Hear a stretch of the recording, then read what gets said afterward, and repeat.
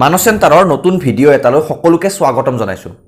তো ৰাজ্য চৰকাৰৰ গ্ৰেড 3 আৰু গ্ৰেড 4ৰ যিসমূহ পদৰ বাবে অনলাইন এপ্লিকেশ্যনৰ প্ৰচেছ চলি আছে, তো তাত এপ্লাই কৰোঁতে এপ্লিকেশ্যন ফিজ কিমান পে'মেণ্ট কৰিব লাগিব সেই বিষয়ে মই এই ভিডিঅ'টোত আপোনালোকক জনাই দিম। চাওক, এই যিটো ডাইৰেক্ট ৰিক্ৰুটমেণ্টৰ প্ৰচেছ চলি আছে, ইয়াত অনলাইন এপ্লিকেশ্যনৰ যিটো ফিজ সেয়া যথেষ্ট বৃদ্ধি কৰা হৈছে।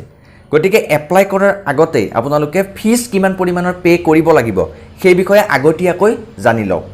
তো এই ভিডিঅ'টোত মই আপোনালোকক গ্ৰেড 3ৰ যিসমূহ পদ আছে তাত এপ্লাই কৰিবলৈ কিমান পৰিমাণৰ ধন পে' কৰিব লাগিব সেইটো দেখুৱাই দিম। তো গ্ৰেড 3ৰ পদসমূহত অনলাইন এপ্লাই কৰিবলৈ এপ্লিকেশ্যন ফিজ কিমান পে'মেণ্ট কৰিব লাগিব, তো সেই বিষয়ে এই যিটো এপ্লাই পৰ্টেল আছে ইয়াতে কোৱা হৈছে। ইয়াতে যদি মই ছিলেক্টত ক্লিক কৰোঁ তেতিয়াহ'লে 10 নম্বৰ পইণ্টত কৈছে, চাওক, how much fees should I have to pay'. তো এপ্লিকেশ্যন কৰিবলৈ মই কিমান পে'মেণ্ট কৰিব লাগিব। তো ইয়াতে যদি আমি চাওঁ তেতিয়াহ'লে চাওক, ইয়াত দিয়া হৈছে the application fees for each category of post is 350 350 টকা ফৰ আনৰিজাৰ্ভ মানে জেনেৰেল আৰু OBC MOBC। তাৰ লগতে যিসকল SC ST plain ST hills আছে তেওঁলোকৰ কাৰণে 250 টকা for each category of post. তো ইয়াতে এটা ইম্পৰ্টেণ্ট কথা কোৱা হৈছে যে আপোনালোকে এপ্লাই কৰিলে 350 টকা, এই 350 টকা 1400 টকা পৰ্যন্ত হ'ব পাৰে। কিহৰ কাৰণে? তো ইয়াত কি কৈছে চাওক, ইচ কেটেগৰী অফ পোষ্ট বুলি কৈছে। তো ইয়াত যিসমূহ থাৰ্ড গ্ৰেডৰ যিখিনি পদ আছে তাক 4টা কেটেগৰীত ভাগ কৰা হৈছে।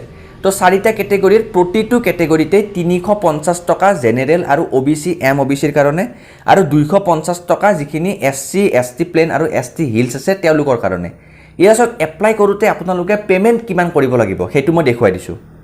তো অনলাইন এপ্লিকেশ্যন যেতিয়া কৰিব, তো ফৰ্মখনৰ প্ৰথমতেই এই 4টা কেটেগৰী আপোনালোকে ছিলেক্ট কৰিব লাগিব। ABCD 4টা কেটেগৰীত গ্ৰেড 3ৰ যিসমূহ পদ আছে তাক ভাগ কৰা হৈছে। আৰু ইয়াৰ প্ৰতিটো কেটেগৰীতেই যিসকল জেনেৰেল আৰু OBC আছে তেওঁলোকে 350 টকা পে'মেণ্ট কৰিব লাগিব। তাৰপিছতে যিসকল SC বা ST আছে তেওঁলোকে 250 টকা পে' কৰিব লাগিব।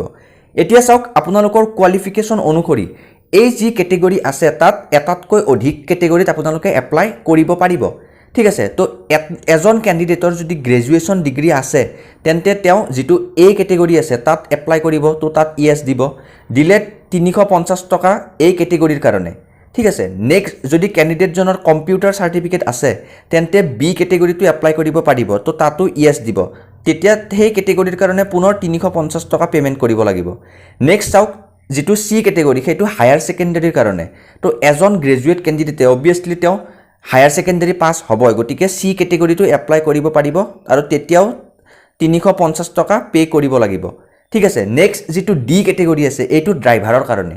তো ড্ৰাইভাৰৰ যদি কেটেগৰীত আপোনালোকে এপ্লাই কৰিব বিচাৰে তেন্তে ড্ৰাইভিং লাইচেঞ্চ থাকিব লাগিব।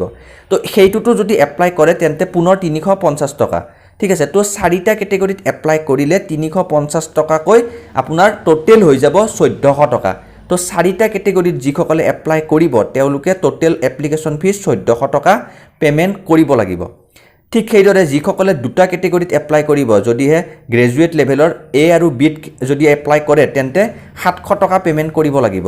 ঠিক আছে। যদিহে ড্ৰাইভাৰৰ পোষ্টটোত এপ্লাই নকৰাকৈ A B আৰু C এই 3টা কেটেগৰীত এপ্লাই কৰে তেন্তে টোটেল 3টাত এপ্লাই কৰিলে 1050 টকা পে'মেণ্ট কৰিব লাগিব যিসকল OBC আৰু জেনেৰেল কেটেগৰীৰ কেণ্ডিডেট আছে। এতিয়া চাওক, যিসকল ST বা SC কেটেগৰীৰ কেণ্ডিডেট আছে তেওঁলোকে 250 টকাকৈ পে'মেণ্ট কৰিব লাগিব। এই ছেইম যদি আপোনালোকে প্ৰচেছত চাবলৈ যায় তেতিয়াহ'লে 4টাত যদি এপ্লাই কৰে তেন্তে টোটেল হৈ যাব 1000 টকা পে'মেণ্ট কৰিব লাগিব। গোটেই 4টাত এপ্লাই কৰিলে 1000 টকা। সেইদৰে যদি 3টাত এপ্লাই কৰে, 3টাত এপ্লাই কৰিলে 700 টকা হ'ব, 750 টকা হ'ব। আৰু 2টা কেটেগৰীত যদি এপ্লাই কৰে তেতিয়াহ'লে 500 টকা হ'ব। আৰু যিসকলে এটা কেটেগৰী, যদি কোনোবাই অকল ড্ৰাইভাৰত এপ্লাই কৰে তেতিয়াহ'লে তেওঁলোকে মাত্ৰ 350 টকা বা ST SC হ'লে 250 টকা পে'মেণ্ট কৰিব লাগিব। তো এই অনুসৰি আপোনালোকে যিটো কেটেগৰীত এপ্লাই কৰে সেই কেটেগৰী অনুযায়ী প্ৰত্যেকটাতে যিটো এপ্লিকেশ্যন ফিজ সেইটো বাঢ়ি গৈ থাকিব।